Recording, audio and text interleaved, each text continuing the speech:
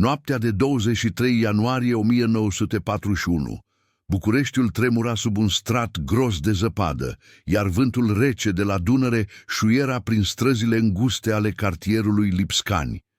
Era târziu, trecut de miezul nopții, și orașul părea un animal rănit, cu luminile stinse de frica raidurilor aeriene, care bântuiau Europa de ani buni. Într-o căsuță modestă de pe strada Smârdan, cu ferestrele acoperite de perdele negre pentru a nu atrage atenția patrulelor germane, un bărbat pe nume Ion Popescu stătea ghemuit lângă un radio vechi, cu tuburile sale pâlpâind slab în lumina unui felinar cu gaz. Mâinile lui, aspre de la ani de muncă în docuri, tremurau ușor pe butoanele aparatului, iar urechile îi erau ciulite la chiotul static care umplea camera. Ion nu era un spion obișnuit. La 38 de ani, cu o față marcată de cicatrici de la luptele din Spania, unde luptase alături de republicanii împotriva lui Franco, el era un om al umbrelor, recrutat de britanici prin rețelele de rezistență din Balcani. Acum, în inima României aliate cu Axa, misiunea lui era simplă pe hârtie: să asculte, să transmită, să supraviețuiască. Dar în noaptea asta, aerul era încărcat de o tensiune care îl sufoca. Afară, pașii grei ai soldaților SS răsunau pe caldarâm, bocancii lor lăsând amprente în zăpada murdară. Ion știa că Gestapo-ul percheziționa casele suspecte, căutând pe oricine mirosea a trădare.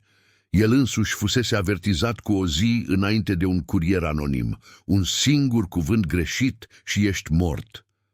Radioul prinse brusc un semnal slab, un murmur în cod morse care părea să vină dinspre Londra, traversând mii de kilometri de eter ostil. Ion notă febril pe o foaie de hârtie, literele dansând sub mâna lui. Operațiunea Barbarossa. Pregătiri. Data estimată iunie. Direcție est. Inima îi bătu mai tare. Barbarossa. Un nume care sună ca un tunet îndepărtat, dar el știa ce însemna. Informații furate din birourile Wehrmachtului, transmise prin agenți din Berlin. Dacă era adevărat, Hitler plănuia să atace Uniunea Sovietică, să rupă pactul Molotov-Ribbentrop și să deschidă un nou front care putea schimba totul. Dar era doar un zvon? Sau adevărul pe care Ion trebuia să-l șoptească mai departe? Se ridică încet, ștergându-și sudoarea de pe frunte cu mâneca unei cămăși ponosite. Camera era mică, cu pereți crăpați și un miros de fum de țigară ieftină amestecat cu umezeala iernii. Pe masă zăcea un pistol Mauser C96, relicvă din primul război, și un teanc de hărți ale frontului estic desenate de mână. Ion se apropie de fereastră, ridicând cu grijă o bucată din perdea. Strada era goală, doar un câine latra în depărtare, iar lumina lunii se reflecta pe zăpada albă ca o pânză goală. Dar el simțea priviri, întotdeauna simțea. Ani de evadări, din Madrid, din Paris, din Viena, îl învățaseră să miroasă capcanele. Trebuia să transmită mesajul. Nu putea aștepta. Curierul lui, o femeie pe nume Ana, o învățătoare cu ochi verzi și un zâmbet care ascundea durerea pierderii fratelui în Polonia, urma să vină la răsărit. Dar dacă era prinsă? Ion își aminti de ultima lor întâlnire în pivnița unei berării din Calea Victoriei. Dacă cad, tu continui, îi spusese ea, vocea ei un șoptit care tăia prin fumul țigărilor. Acum el era legătura finală înainte ca informația să ajungă la Allied Command prin canalele din Istanbul. Se așeză la birou, aprinzând un bec slab care arunca umbre lungi pe pereți. Cu un creion criptă mesajul în codul Enigma-like pe care îl foloseau agenții SOE, Special Operations Executive. Fiecare literă era o viață, fiecare punct o explozie potențială. Un singur adevăr, își spuse el, gândindu-se la motoul său personal. Nu minciuni, nu fabulații, doar fapte care puteau opri tancurile Panzerkraft de la masacrul milioanelor. Dar cine să creadă un spion român în mijlocul haosului? Regele Carol al II-lea fugise deja. Ion Antonescu preluase puterea cu sprijinul naziștilor și trupele germane mărșăluiau spre Odessa. Brusc, un ciocănit în ușă îl făcu să sară în picioare. 3 bătăi scurte, apoi 2 lungi, semnalul Anei. Ion se repezi la pistol, dar ezită. Deschise ușa doar cât să intre o siluetă subțirică, învelită într-un mantou negru ud de zăpadă topită. Ana intră gâfâind, fața ei palidă sub boneta de lână. Au percheziționat casa vecinului, șopti ea închizând ușa în urma ei. 2 agenți Sicherheitsdienst cu câini. Trebuie să plecăm acum. Ion o trase înăuntru, arătându-i foaia cu mesajul. Barbarossa, dacă e real, rușii vor fi prinși pe picior greșit. Trebuie să ajungi la curierul din Constanța, de acolo la Turcia. Ochii ei se măriau, reflectând lumina slabă. Ea citi repede, memorând fiecare detaliu. Și tu? Rămâi aici să acoperi urmele? El în cuviință, dar în sinea lui știa că era o minciună. Planul era să fugă amândoi, să traverseze Carpații cu un camion furat, dar zăpada și patrulele făceau totul imposibil. Afară, un motor de mașină zumzăi în depărtare, farurile tăind noaptea ca niște săgeți. Ana puse mâna pe brațul lui, un gest rar de tandrețe în mijlocul furtunii. Dacă ești prins, nu spune nimic, eu voi transmite. Ei se îmbrățișară scurt, corpuri tremurânde în frigul care pătrundea prin crăpături. Ion o conduse la o trapă ascunsă în podea, ducând spre o rețea de tuneluri vechi sub oraș, folosite de contrabandiști în vremurile otomane. Când ea dispăru în întuneric, el închise capacul și se întoarse la radio. Acum, singurătatea îl apăsa ca o povară. Mesajul era plecat, dar riscul rămânea. Un pas greșit și adevărul ăsta, șoptit în eter, putea să-l omoare înainte să ajungă la destinație. Zgomotul pașilor se apropia din nou, mai insistent de data asta. Ion stinse lumina, ascunzându-se în umbră cu pistolul strâns în mână. Noaptea abia începea și războiul, cu toate secretele lui, bătea la ușă. Dacă vrei să auzi continuarea acestei povești, abonează-te la canal. Dar ce se întâmplă când adevărul șoptit ajunge la urechile greșite și un spion obișnuit devine ținta întregii mașinării naziste? Ușa se zgudui sub lovituri puternice, lemnul trosnind ca oasele unui om bătrân. Ion se lipi de perete, respirația lui superficială, pistolul Mauser apăsat împotriva pieptului. Afară, voci germane răsunau ascuțite, amestecate cu lătratul unui câine ciobănesc, un animal antrenat să miroasă frica și trădarea. Öffnen, sie die Tür, sofort! Deschideți ușa imediat! Erau agenții ai SD, Sicherheitsdienst, brațul lung al lui Himmler, care răscolea Bucureștiul ca pe un cuib de șerpi. Ion aruncă o privire spre trapă, dar era prea târziu. Zăvorul cedă cu un pocnet și ușa se dădu de perete, luminând camera cu farurile unei mașini Opel Blitz parcată în stradă. 2 ofițeri SS năvăliră înăuntru, unul înalt și slab, cu o cicatrice pe obraz care îl făcea să semene cu un lup flămând, celălalt scund și masiv, cu o cască de oțel luată de la un prizonier polonez. Câinele se repezi înainte, lanțul zornăind, dar fu oprit brusc.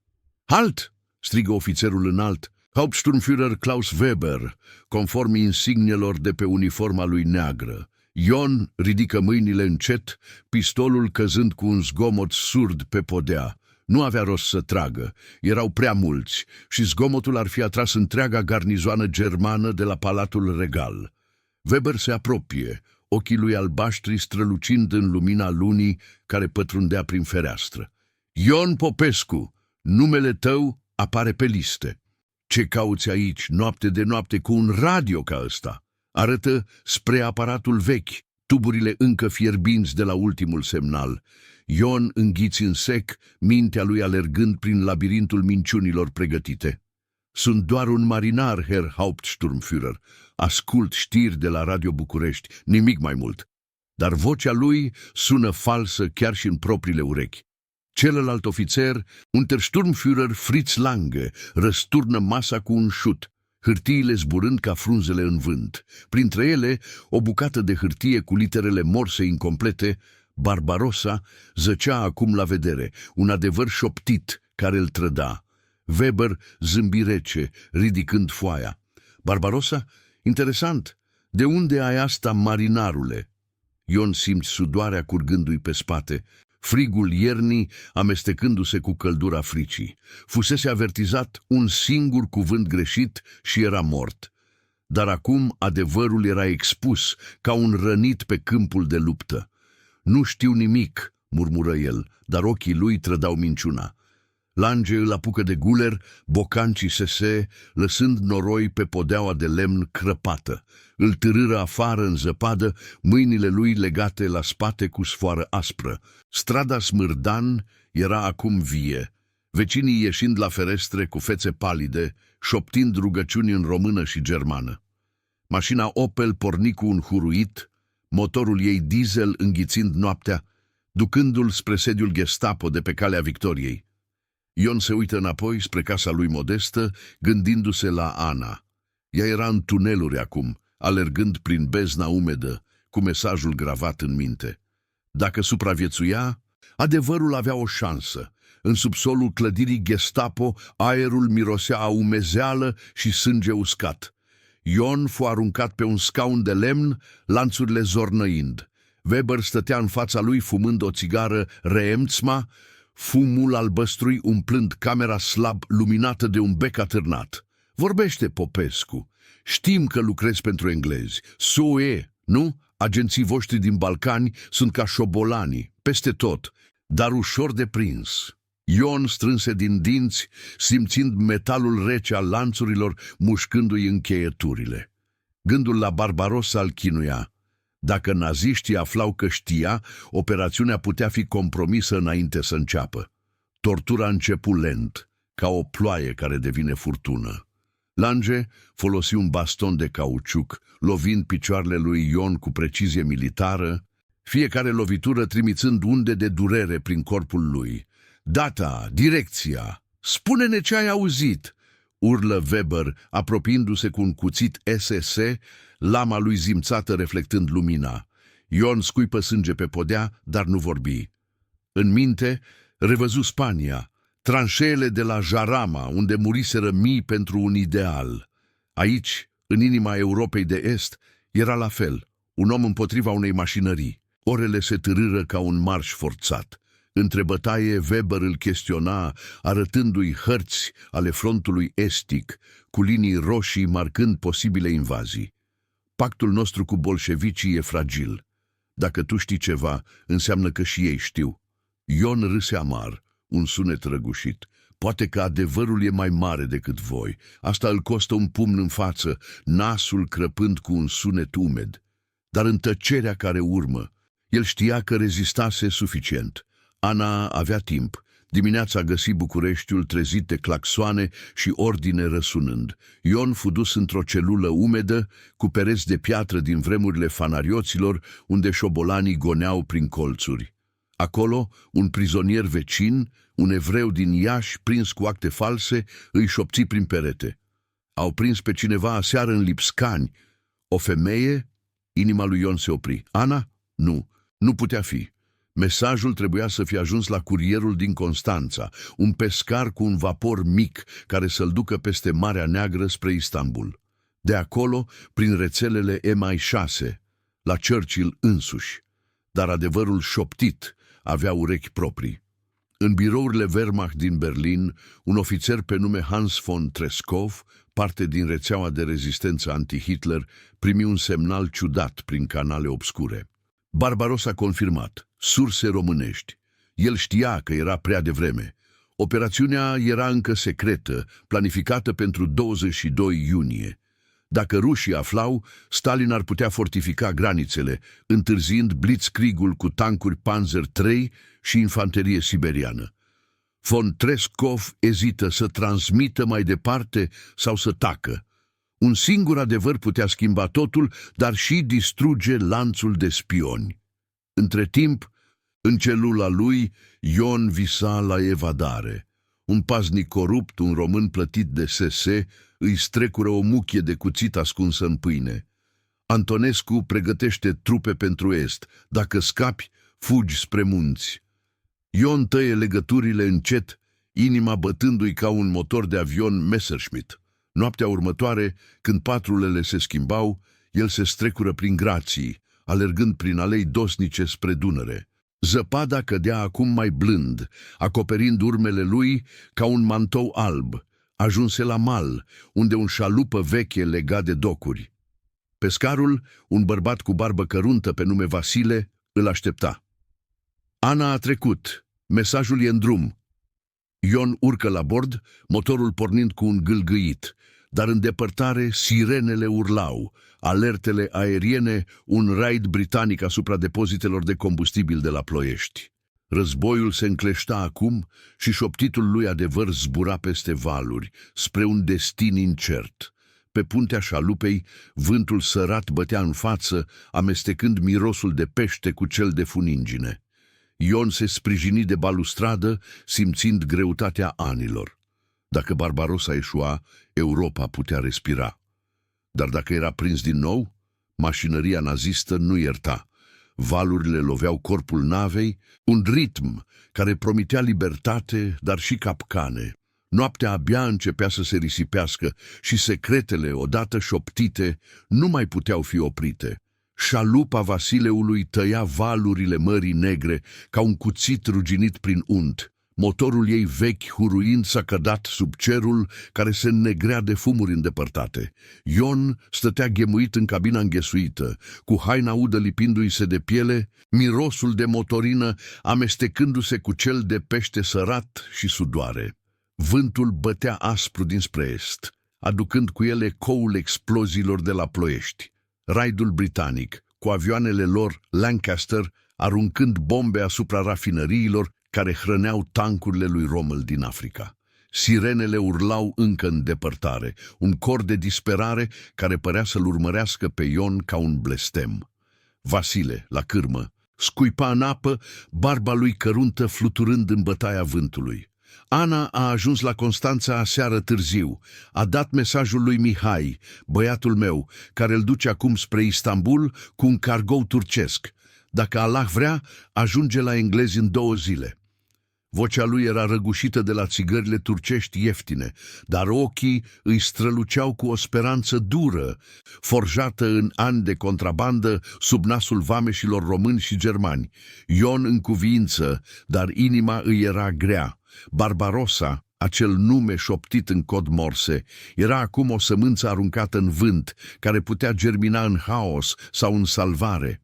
Dacă Stalin afla, armatele roșii puteau muta divizii siberiene spre graniță, întărind linia cu tunuri T-34 și mitraliere Maxim.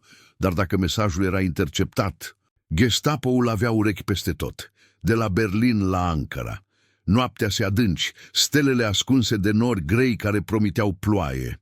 Ion se ridică sprijinindu-se de balustrada udă și privi în urmă spre coasta României, o umbră neagră care se pierdea în ceață. Bucureștiul era acum un cuib de vipere. Weber și Lange, acei ofițeri SS, probabil răscoleau străzile, căutându-l cu câini și informatori plătiți. El evadase, dar prețul era ridicat. Casa lui, radioul, toate urmele lăsate în urmă. Gândul la Ana îl chinuia. Era ea în siguranță? Sau o prinseseră în tuneluri, forțând-o să vorbească sub tortură? Ion își strânse pumnii, unghiile înfipte în palme, simțind gustul sângelui de la rana proaspătă de la nas. Dimineața îi găsi pe mare, cu soarele răsărind roșu ca un foc de tabără, reflectându-se pe undele agitate. Vasile opri motorul lângă o insuliță stâncoasă, un punct de oprire secret pentru contrabandiști. Aici ne ascundem până la prânz. Patrulele germane zboară cu hidroavioane Arado peste apă, căutând submarine britanice. Ion coborâ pe țărmul pietros, picioarele alunecând pe alge ude, aerul sărat umplându-i plămânii. Se așezară sub o stâncă, împărțind o conservă de sardine și pâine uscată. Vasile povesti în șoaptă: când Antonescu a semnat cu Hitler anul trecut, mulți ca mine am început să lucrăm pentru ambele părți. Germanii vor petrol, rușii vor arme. Dar tu aduci un foc care poate arde totul. Ion ascultă mintea lui alergând înainte. Mesajul criptat de Barbarossa iunie est: masiv, Era conceput să ajungă la birourile MI6 din Cairo, apoi la Moscova, prin canale diplomatice obscure. Dar timpul era inamicul. Hitler accelerase planurile după eșecul din Balcani, cu trupele lui grupului de armate sud, masându-se la granița româno-sovietică lângă Prut. Tancuri Panzer-Par, cu tunurile lor de 75 mm, așteptau ordinul susținute de Luftwaffe cu bombardiere Junkers Ju-88. Dacă rușii nu se pregăteau, Blitzkriegul avea să măture stepa ca un uragan, ucigând milioane. Un zgomot de motor îi făcu să se ascundă. Un avion german trecu jos, aripile lui tăind aerul cu un urlet, dar nu-i văzu. Ion simți un fior. Erai tu acolo, în umbra stâncii, cu inima bătând ca un tambur de război, întrebându-te dacă fiecare val ascundea un ubut nazist. Vasile râse încet. Frica e ca marea, vine și pleacă. Hai, trebuie să plecăm. Porniră din nou, șalupa dansând pe valuri mai mari acum, ploaia începând să cadă mărunt ca gloanțe fine. Către seară ajunseră la gura portului Istanbul, cu minaretele moscheilor străpungând cerul plumburiu ca niște săgeți. Turcia era neutră, dar plină de spioni, agenți britanici, germani, chiar și sovietici din NKVD. Vasile legă șalupa de un doc ascuns în suburbia Galata, unde mirosul de condimente și fum de hucah umplea aerul. Mihai te așteaptă în hanul de lângă podul Galata. Spune-i parola, Dunărea curge spre est. Ion dădu din cap, strecurând un pumnal în cizmă, un suvenir din Spania cu mâneri de os. Coborâ pe chei, pașii lui răsunând pe piatră umedă, amestecându-se cu strigătele pescarilor turci și claxoanele tramvaielor. Hanul era un loc mohorât, cu mese lipicioase și pereți afumați, luminat de felinare cu gaz care pâlpâiau ca suflete rătăcite. Mihai, un tânăr slab cu ochi de vulpe, stătea într-un colț, sorbind ceai din pahare mici.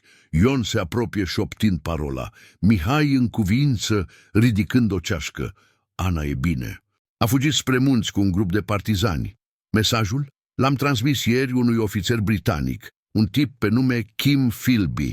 Lucrează la consulat, dar e al vostru. Ion simți un val de ușurare, dar și suspiciune. Philby?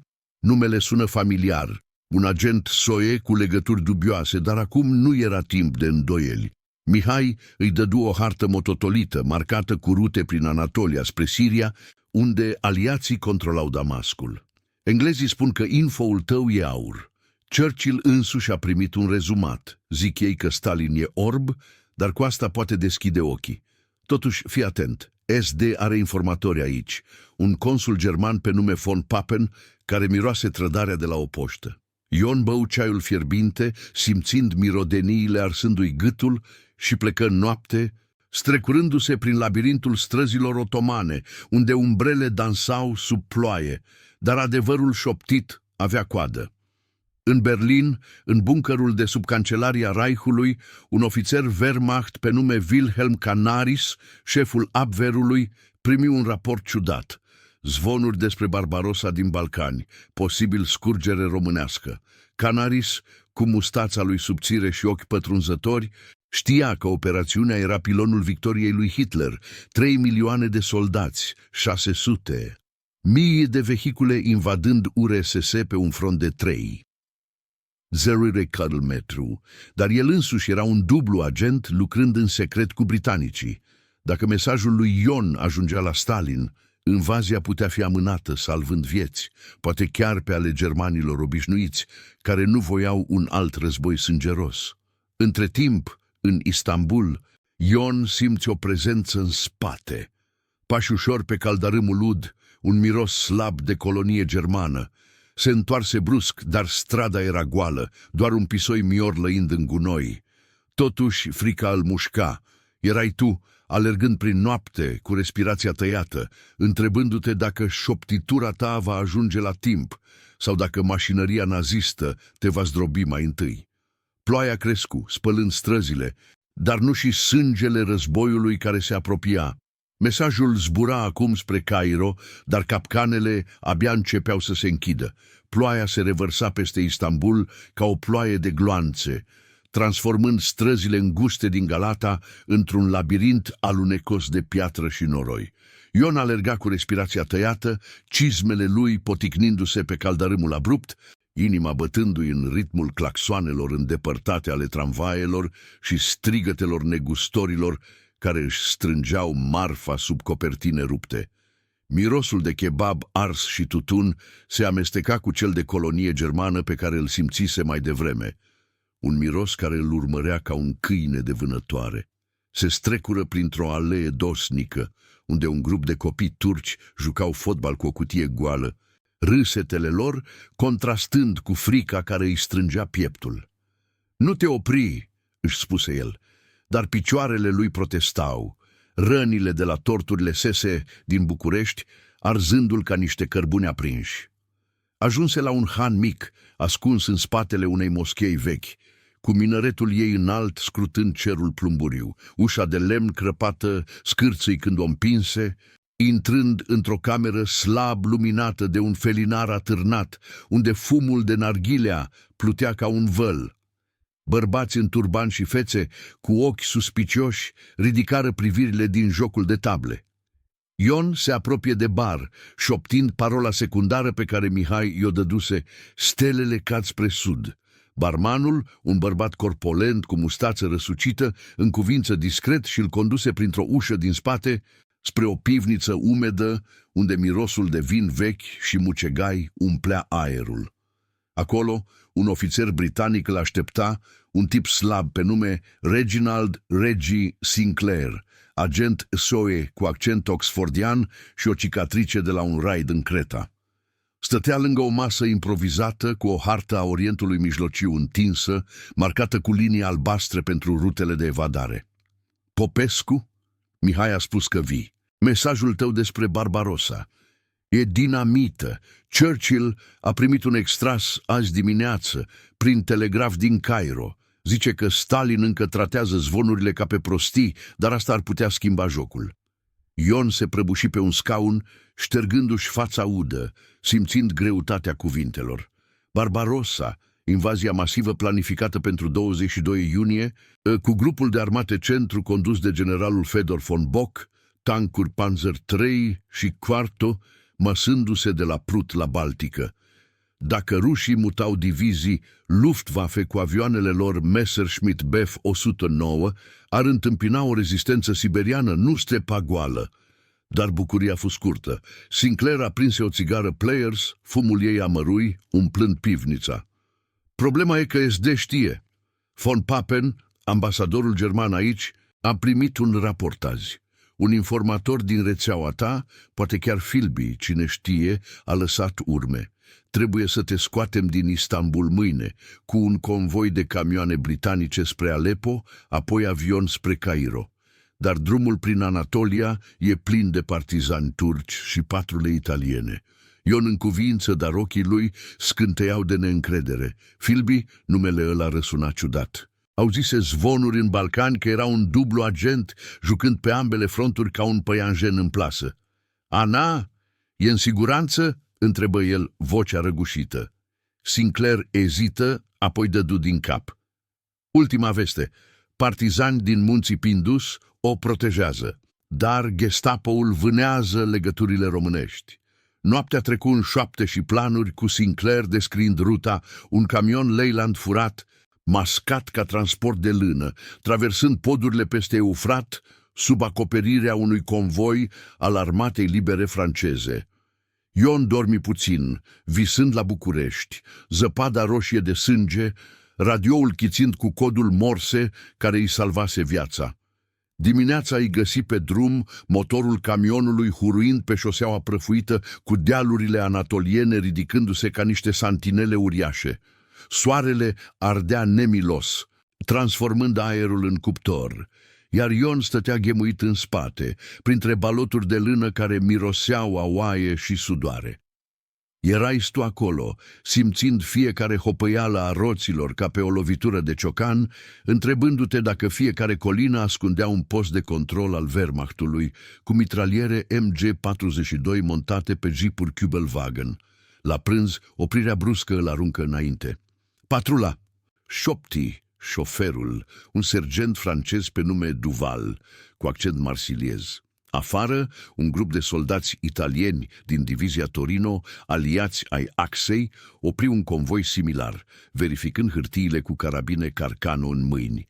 Ion se lipi de perete, inima bătându-i surd, ascultând voci ascuțite în italiană. Documenți, dove andate...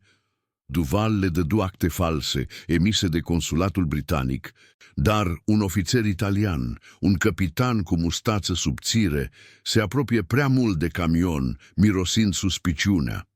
Ion simți sudoarea curgându-i pe spate. Un singur pas greșit și era sfârșitul, un glonț în ceafă, adevărul șoptit îngropat în deșert. Tensiunea crescu când ofițerul ceru să deschidă baloturile. Duval protestă, dar un soldat scoase baioneta, înțepând lână.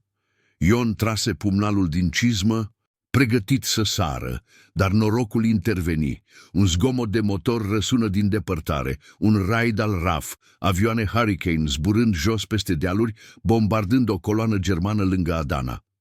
Italianul blestemă, alergând spre radioul lor portabil, iar patrulele se dispersară în panică.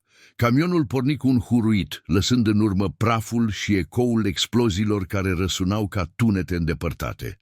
Seara îi aduse la un punct de control britanic lângă granița siriană, unde santinele cu puști, Lee Enfield, păzeau un pod peste un râu secat. Sinclair îl aștepta acolo, cu un avion Lysander pregătit pe un câmp improvizat, elicele lui învârtindu-se leneș în briza deșertului. Mesajul tău a ajuns la Moscova prin canalele lui Philby. Stalin a ordonat mutări de trupe, divizia 16 infanterie siberiană spre granița de vest. Dar Hitler bănuiește scurgeri, Canaris din Abwehr investigează și rețeaua ta e în pericol. Ion urcă în avion, vântul fierbinte biciuindu-i fața, motorul Mercury urlând când decolară. Deasupra deșertului sirian, cu nisipul auriu întinzându-se la nesfârșit, el privi în urmă spre Anatolia, simțind că adevărul șoptit începuse să lucreze. Dar la ce preț? În Cairo, la cartierul general al Mei 6 din Shepherd's Hotel, un ofițer superior pe nume Stuart Menzies citi raportul cu sprâncenele încruntate. Popescu a confirmat Barbarossa.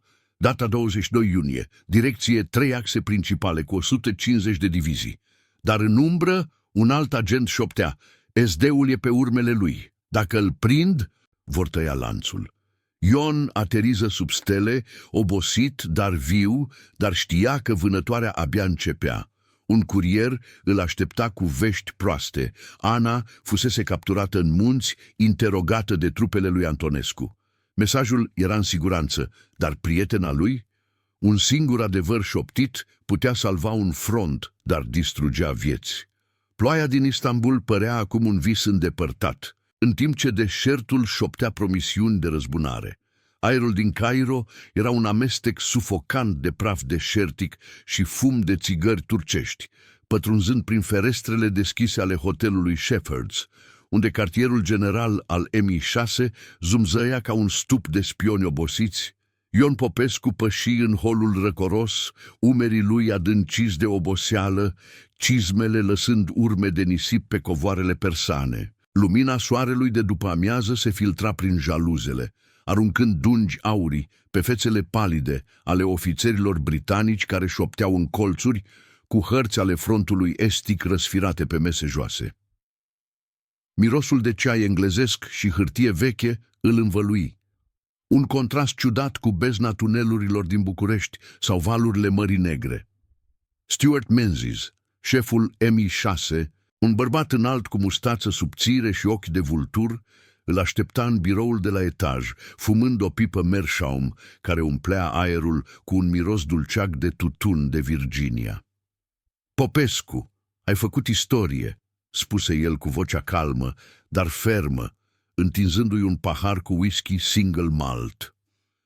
Mesajul tău a ajuns la Moscova ieri, prin canalele lui Philby din Istanbul, apoi un curier sovietic dubios, un tip din NKVD pe nume Beria, care mirosește trădarea de la o poștă. Stalin a ordonat mutări. Divizia a 16-a Infanterie Siberiană, cu 20.000 de oameni și tancuri KV-1 grele, se îndreaptă spre granița de vest. Nu e mult, dar e ceva. Barbarossa ar putea întâmpina mai mult decât stepa goală. Ion sorbi din pahar, lichidul arzându-i gâtul ca un elixir amar, dar mintea lui era la Ana. Veștile aduseseră o umbră, capturată în munții Carpați de trupele lui Antonescu, interogată în subsolul unei cazarmi din Brașov. Și ea, pot să o scot de acolo? Menzies ezită, răsfoind un dosar maro cu sigiliul MI6. E complicat. Legiunile românești, susținute de SS Division Viking, o țin sub pază. Dar avem un contact în interior, un major român, dezamăgit de alianța cu Hitler, care ne-a promis informații. Dacă vrei să o salvezi, va trebui să te întorci. Riscant, dar tu ești omul potrivit. Ai supraviețuit Gestapo-ului. Acum, Abwehrul lui Canaris te vânează personal.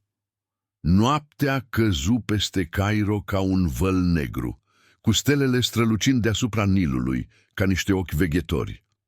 Ion fu dus într-o vilă sigură în suburbia Zamalek, unde un grup de agenți soie, bărbați și femei cu accente variate, de la scoțieni la greci, planificau operațiunea de extracție.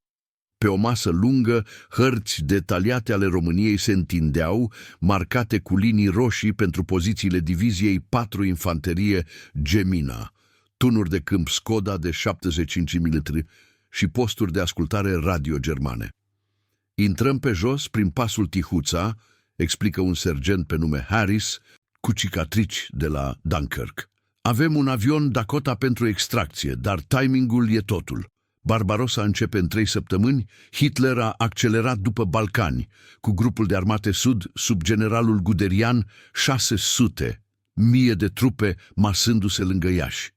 Ion ascultă degetele lui bătând ritmic pe masă, simțind pulsul războiului în fiecare detaliu. Erai tu acolo, în camera aceea sufocantă, cu sudoarea perindându-ți-se pe frunte sub lumina unui bec atârnat, întrebându-te dacă un singur adevăr șoptit merită pierderea Anei, femeia care memorase codul Morse în bezna tunelurilor din Lipscani. Dar ezitarea nu dura. El acceptă misiunea, primind un pistol Webley Mechashna nou-nouț, explozivi plastici și un radio portabil cu antenă telescopică. Dacă reușim, Stalin va fortifica Prutul cu mine și artilerie Catiușa. Blitzkriegul se va poticni, dând aliaților timp să deschidă un al doilea front în Franța. Zborul spre nord fu un coșmar de vibrații și nori joși, avionul Dakota zburând jos peste Mediterana, evitând radarurile Luftwaffe de pe insulele grecești. Ion stătea lângă hublou, privirea pierdută în valuri, gândindu-se la Berlin. Canaris, șeful Abwehrului, un om cu conștiință, care știa că invazia va costa milioane de vieți germane. Rapoartele spionilor britanici spuneau că el însuși filtrase zvonuri pentru a sabota operațiunea, dar loialitatea lui era fragilă ca sticla. Dacă Ion era prins din nou, Canaris ar putea fi forțat să-l execute ca să salveze aparențele în fața lui Himmler. Aterizarea fu bruscă, pe un câmp noroios lângă granița iugoslavă, unde partizani titoiști îi așteptau cu cai și arme capturate, carabine Mauser 98 și mitraliere ZB-26 cehoslovace. Grupul, Ion, Harris și o femeie agentă pe nume Elena, o greacă cu ochi negri și cunoștințe de explozivi, traversă munții noaptea sub un cer înstelat care ascundea urmele lor. Vântul rece mușca prin mantouri, aducând mirosul de pin și fum de tabără partizană. Antonescu a trimis trupe spre est, șopti un partizan sârb, oferindu-le supă de fasole fierbinte lângă un foc mic. Dar zvonurile despre atacul asupra rușilor circulă. Mesajul tău a ajuns, tovarășule. Stalin mută trupe, dar paranoicul ăla nu crede pe nimeni. Ajunseră la marginea Brașovului după 3 zile de marș epuizant, ascunzându-se în păduri dese, unde frunzele verzi de vară șopteau secrete. Orașul era un furnicar militar, camioane Opel parcate pe străzi, soldați români în uniforme kaki patrulând cu puști Mannlicher, iar steaguri cu svastică fluturând deasupra cazărmii. Ion recunoscu clădirea, o fortăreață veche din cărămidă roșie, cu turnuri de pază unde reflectoarele târau lent peste curte, căutând umbre. Contactul lor, maiorul român pe nume Radu Ionescu, îi aștepta într-o tavernă ascunsă, cu față trasă și ochii injectați. Ana e în celula de sub etaj, torturată, dar rezistentă. SS-ul a venit ieri, un Sturmbannführer pe nume Müller, cu câini și serumul adevărului. Vor să știe sursa Barbarossa. Dacă intrați acum, gărzile se schimbă la miezul nopții. Operațiunea a început sub ploaia măruntă care începea să cadă, transformând pământul în noroi alunecos. Ion și Harris se strecurară prin zidul din spate, tăind sârmă ghimpată cu clești, inima bătându-le surd în piept. Elena rămase în spate, pregătind explozivii pentru diversiune, o mică încărcătură care să arunce în aer un depozit de muniție, atrăgând atenția. Mirosul de umezeală și rugină umplea aerul tunelului subteran pe care îl găsiră, un pasaj vechi din vremurile habsburgice, plin de șobolani care goneau în beznă. Ion, simți un fior rece. Erai tu, târându-te prin întuneric, cu pistolul umed în mână, întrebându-te dacă ușa celulei va ceda sau dacă paznicul va apăsa pe trăgaci primul. Ajunseră la grilajul subsolului, unde un soldat român torcea radioul, ascultând o emisiune BBC în română, care vorbea de victorii aliate în Africa. Ion îl reducuse cu o lovitură rapidă, gura bandă adezivă, apoi deschise ușa cu o cheie furată. Ana zăcea pe o paie murdară, fața ei umflată de vânătăi, ochi verzi sticloși de durere, dar vii. Ion! Șopția ridicându-se tremurândă. Au vrut să vorbesc, dar n-am spus nimic. Mesajul a plecat.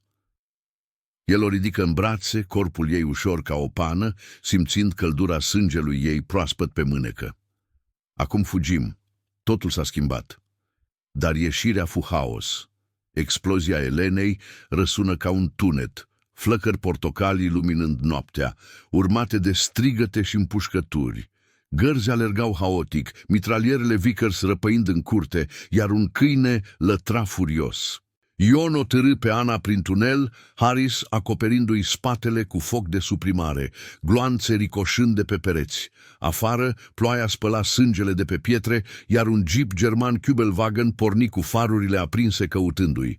Müller, ofițerul SS, ieși din clădire urlând ordine în germană. Sper den perimeter, der Spion ist hier. Închideți perimetrul, spionul e aici. Grupul alergă spre pădure. Crengi răsucite biciuind fețele, respirația Anei gâfâită în urechile lui Ion. Un glonț trecu șuierând pe lângă capul lui, lovind un copac cu un pocnet asurzitor. Ajunseră la caii partizanilor, urcând în șa sub ploaia care acum cădea torențial, spălând urmele lor în noroi. Dar în depărtare sirenele urlau și un avion Stuka-Ju 87 zbura jos, bombardând zona cu bombe de 50 kg care făceau pământul să tremure. Evadarea fusese un succes fragil, dar Ion știa că prețul creștea. Müller va raporta la Berlin, iar Canaris va strânge lațul. Ana se sprijini de el în goana calului șoptind, adevărul tău. L-au auzit, rușii se mișcă. Dar în inima nopții, cu ecoul exploziilor răsunând, el se întreba dacă salvarea ei va costa întregul lanț de spioni și dacă Barbarossa, odată declanșat, va ierta vreun șoptit. Pădurea îi înghiți, dar vânătoarea abia începea să se încingă. Pădurea Carpaților înghițea grupul ca o fiară vie, crengile umede biciuind fețele lor în goana calului, ploaia torențială transformând poteca într-un torent de noroi care le sugea copitele. Ion ținea frâiele strâns. Corpul Anei lipit de spatele lui, respirația ei slabă și gâfâită, amestecându-se cu huruitul tunetelor îndepărtate. Mirosul de pământ umed și rășină de brad umplea nările, un elixir sălbatic care masca sângele proaspăt de pe rănile ei. Harris galopa în față, pușca Lee Enfield legată de șa, aruncând priviri înapoi spre luminile reflectoarelor care tăiau noaptea ca niște săgeți de foc. Elena închidea șirul, cu sacul de explozivi atârnând, fața ei palidă sub gluga mantoului, ochii scânteind de adrenalină. "Nu opriți!" strigă ea, vocea pierdută în vuietul ploii. Un glonț șuieră din nou, ricoșând de pe un trunchi de stejar, urmat de un urlet de la un câine SS, un animal ciobănesc antrenat să urmărească sângele. Sturmbannführer Müller, cu uniforma lui neagră udă lipindu-i se de corp masiv, conducea vânătoarea din jipul Kübelwagen, motorul lui huruind pe drumul forestier, urmat de un camion românesc plin cu soldați din legiunea de jandarmi, carabinele Mannlicher îndreptate spre umbre. "Sperrt sie ein! Der Spion und die Frau!" urla el în radio, vocea lui crăpată de furie, chemând întăriri din garnizoana de la Brașov, o companie de infanterie cu mitraliere MG-34 montate pe afișe. Ion simți un tremur în mâini, nu de frig, ci de furie amestecată cu teamă. Erai tu acolo simțind fiecare hopăială a calului ca pe o lovitură în piept, cu inima bătând în ritmul copitelor, întrebându-te dacă pădurea va fi adăpost sau mormânt. Ana șopți la urechea lui. Au aflat de la un informator, un băiat din Constanța prins cu actele false. Dar mesajul. Stalin l-a primit. Am auzit la radio, înainte să mă prindă. Divizii siberiene se mișcă spre Prut. Cuvintele ei erau un balsam, dar și o sabie cu două tăișuri. Adevărul șoptit în noaptea din Lipscani ajunsese la Kremlin prin Filbi și canalele NKVD, forțând mâna lui Stalin să ignore paranoia lui și să ordone mobilizare parțială. 200.000 de soldați din districtul militar special de vest, cu tancuri T-34 și artilerie de 76 mm, întărind linia de la Bălți la Cernăuți. Calul lor poticni într-o rădăcină expusă, aruncându-i înainte, dar Ion se ținu strâns, devind spre un pâlc de molizi densi, unde poteca se îngusta. Harris trase 2 focuri de avertisment, gloanțele crăpând scoarța unui copac, forțând jeepul să frâneze brusc în noroi. "Aici ne despărțim!" strigă el, arătând spre o crevasă în stâncă, un vechi adăpost de partizani cu intrare mascată de ferigi. Ion o coborâ pe Ana, ajutând-o să se strecoare în peșteră, unde aerul era rece și umed, mirosind a guano și piatră veche. Elena aprinse un chibrit, luminând un colț cu lăzi de muniție capturate, grenade mills și cartușe pentru Sten Guns. "Așteptați aici. Eu și Harris îi atragem spre est, spre pasul Redic." Ei plecară în galop, ecoul copitelor estompându-se în ploaie, lăsându-i pe Ion și Ana singuri în beznă. Ea se sprijini de perete, bandajând o rană de la gleznă cu o fâșie ruptă din cămașa lui. "De ce te-ai întors pentru mine?" Mesajul era mai important. Ion o privi, lumina slabă a chibricului dansând pe fața ei marcată de vânătăi, ochi verzi încă vii sub durere. "Un singur adevăr nu schimbă războiul singur. Tu erai legătura umană." Se îmbrățișară scurt, corpuri tremurânde, simțind pulsul celuilalt ca un far în furtună. Afară exploziile răsunară. Elena detonase o încărcătură, trimițând un camion românesc în aer, flăcări portocalii luminând cerul ca un răsărit fals. Dimineața îi găsi mergând pe jos, prin păduri ce se răreau spre văile Transilvaniei, ploaia oprindu-se lăsând în urmă un abur care urca din pământ ca suflete rătăcite. Evitară satele, hrănindu-se cu fructe sălbatice și pâine uscată din rucsac, ascultând la un radio portabil știrile BBC. Zvonuri persistente despre tensiuni la granița sovieto-germană. Stalin ordonă exerciții militare masive. Ion zâmbi amar, șoptitura lui, codul Morse din noaptea de 23 ianuarie, ajunsese să miște rotițele.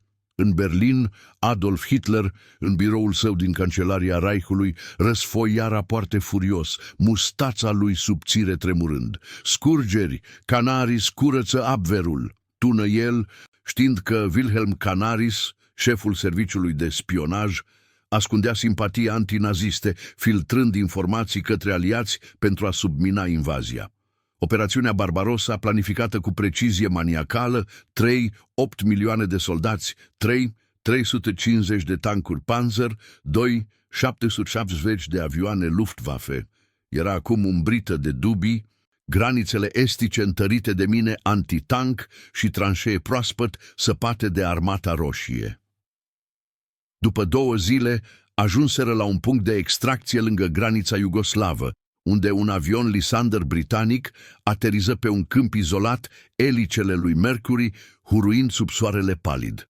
Pilotul, un canadian pe nume Thompson, le făcu semn să urce grăbiți. Mi-6 vă așteaptă în Cairo.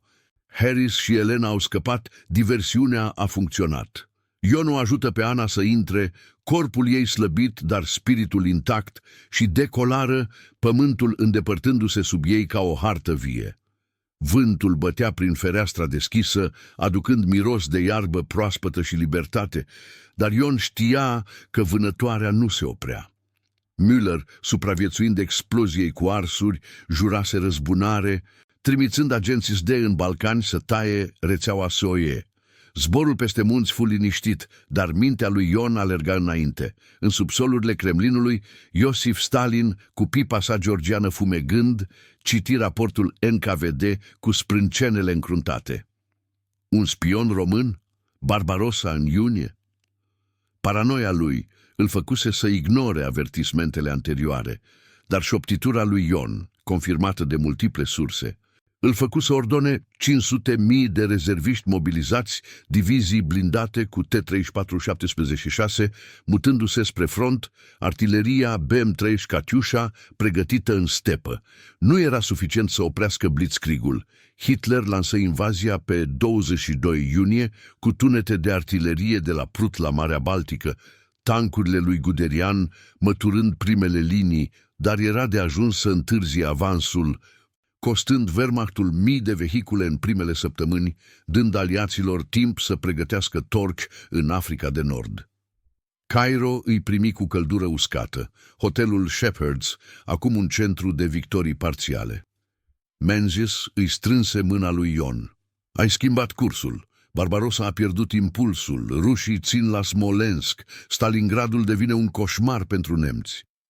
Ana fu dusă la un spital aliat, unde doctori cu accente britanice o pansară, iar Ion primi o medalie discretă, Order of the British Empire, și o nouă identitate, un emigrant în Palestina, departe de umbrele naziste. Dar noaptea, în camera lui, cu Nilul șoptind sub fereastră, el visa la București. Zăpada din Lipscani, radioul chițind, pistolul Mauser rece în mână. Un singur adevăr șoptit salvase milioane, dar costase prieteni. Harris, rănit grav, Elena capturată ulterior, executată în lagărul de la Jasenovac. Războiul continuă, cu ecouri ale șoptirii lui răsunând în bătălii. La Kursk, unde tancurile T-34 zdrobiră panzerele. La Normandia, unde aliații debarcară pe plaje sângeroase. Ion și Ana se regăsiră în Tel Aviv, după armistițiu, cu copii care creșteau auzind povești voalate despre un spion care șoptise adevărul. Europa, rănită dar vie, respira din nou, iar umbra Barbarossa, atenuată de un murmur din Balcani, devenise o lecție. Un om, sub presiune extremă, putea înclina balanța istoriei. Ploaia din Carpați părea acum un vis îndepărtat, dar ecoul ei, un adevăr șoptit, răsuna veșnic.